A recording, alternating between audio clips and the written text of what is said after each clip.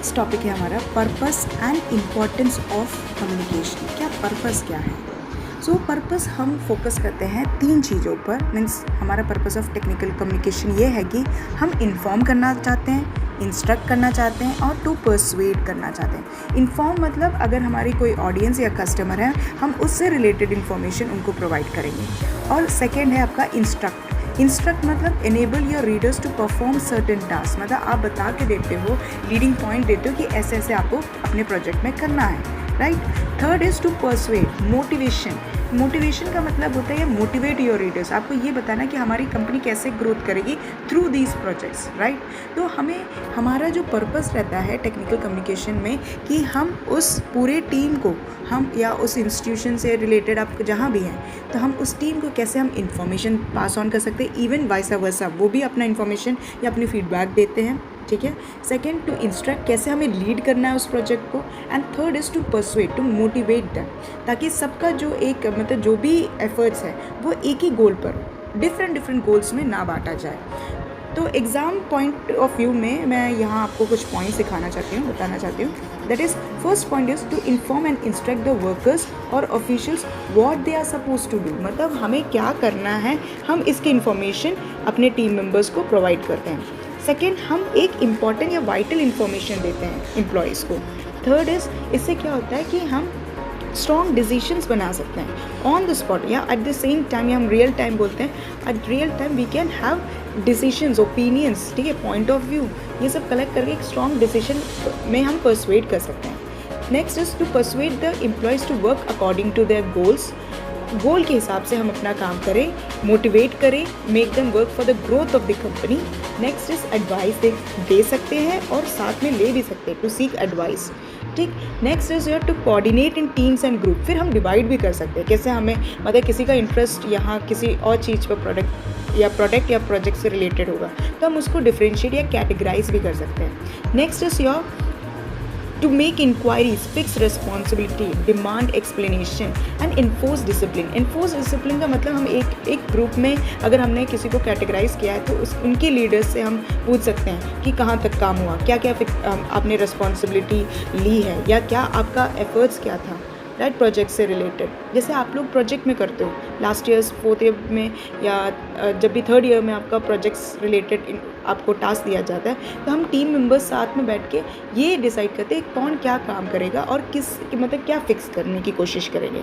Next, हम एक दूसरे को इनकरेज करें, अप्रिशिएट करें, प्लस एक स्टैंडर्ड मेंटेन करें टू एक्सप्रेस डिसअप्रूवल। अगर कोई डिसअप्रूवल रिलेटेड कोई पॉइंट है, मतलब कोई डिसअप्रूव करता है, तो हम उसको उसके बारे में उसके बातों को समझें और उससे रिलेटेड जो भी इंफॉर्मेशन है देखें, और maintain standard at work place, right. ये सब चीज़ें करने से हमारा क्या होता है कि हम बहुत जल्दी प्रॉब्लम सॉल्व कर सकते हैं।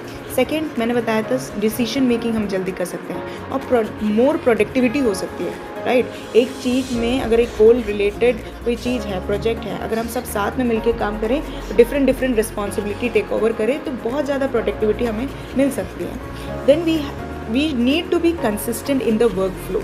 ये नहीं 2 मेंबर्स और कुछ कर रहे हैं and they are not interested to do it, तो हमें उनकी इंटरेस्ट के हिसाब से प्रोजेक्ट प्रोवाइड करना चाहिए या हमें रिस्पॉन्सिबिलिटी प्रोवाइड करना चाहिए। स्ट्रॉन्ग बिजनेस रिलेशंस हम बनाने की कोशिश करते हैं, बेटर कंट्रोल रहता है।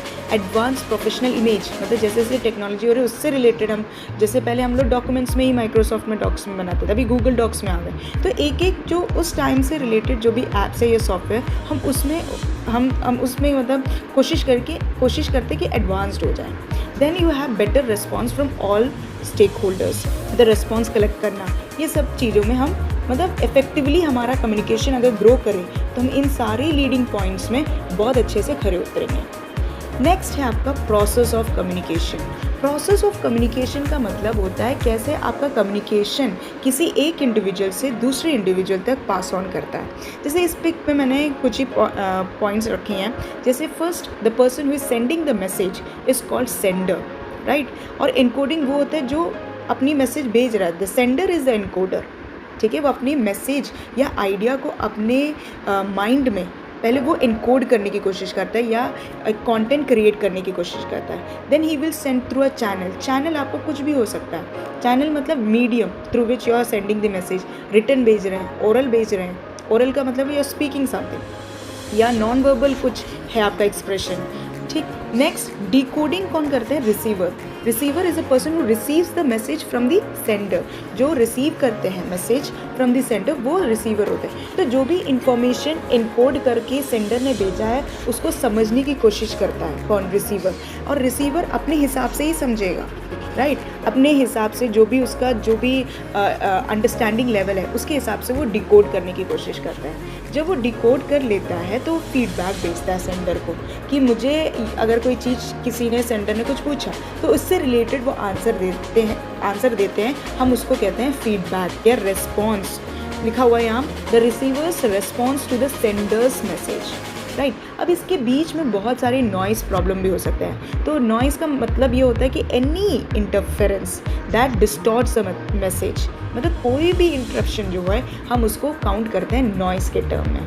ठीक. तो हम सोर्स, सेंडर को हम सोर्स ही बोलते हैं. The sender who creates and shares the message, the person who starts the message, उसे हम कहते हैं सोर्स. ठीक. फिर एनकोडिंग, कन्वर्टिंग द मैसेज, जो भी हमारे मैसेज माइंड में हम उसको वर्ड्स में, सिम्बल्स में, जेस्टर्स में बनाते हैं. Then the decoding done by the receiver. The decoding क्या होता है? The receiver interprets and understands the message. वो इंटरप्रिटेशन करता है, अच्छा इसने ये बोला है सेंडर ने या सोर्स ने, उसको समझने की कोशिश करता है. And towards the last the receiver, the person of group, the message is intended. अब हमें ये देखना है कि एक चीज़ मैं बताना चाहती हूँ इसमें. रिसीवर बाद में जब वो फीडबैक सेंड करता है, राइट, मैसेज सेंड किया, फिर मैसेज जो सेंड करता है फिर उसे हम उसे एनकोड बोलते हैं. डिकोड जब हम समझ जाते हैं सेंडर की बात, और रिसीवर एनकोड भी करता है कब? जब वो अपनी खुद की मैसेज सेंड करता है एज अ फीडबैक. यहाँ इस पिक्चर में आपको समझ में आ रहा होगा, ऊपर से देखते हैं. पहले सेंडर एनकोड करके मैसेज उसने सेंड किया रिसीवर के पास, और वो मैसेज जो है वो चैनल क्या क्या लिया हमने मीडियम. फ़ोन से जा सकता है इन्फॉर्मेशन, ईमेल से जा सकता है, इन पर्सन हम किसी से फेस टू फेस पर्सन से बात कर सकते हैं, ये इंस्टेंट मैसेज. अब जब वो बात रिसीवर तक पहुंची, रिसीवर ने समझा, अब वो अपनी मैसेज नीचे से भेज रहे, तो वो रिसीवर का जो रोल होता है वो तब वो एनकोडिंग होता है. तो एनकोड करके वो फीडबैक भेजता है, तब हमारा सेंडर क्या बन जाता है? डिकोड करता है उसको, राइट. पर हम अगर जब आप आंसर पेपर में, आपको जो क्वेश्चन पेपर्स में आपसे पूछा जाए तो आपका ये फिगर होना चाहिए, इसका ये पिक्चर आपको वहाँ क्रिएट करना चाहिए. Source, encoding, decoding, receiver and ऊपर नॉइस, नीचे फीडबैक. ये बस मैंने आपको समझाने के लिए बताया था कि किस तरह एक रिसीवर एनकोड भी करता है. मतलब वो एनकोड कब करता है? After receiving the message from the sender, तब, right. So, in today's session, we have covered role and purpose of communication and even process of communication. Hope it helped you. At last, I would like to quote Peter Drucker line. The most important thing in communication is to hear what isn't being said. Signing off, this is Jean John from JJ Pathshala. Stay tuned for more perfection in communication. Thank you.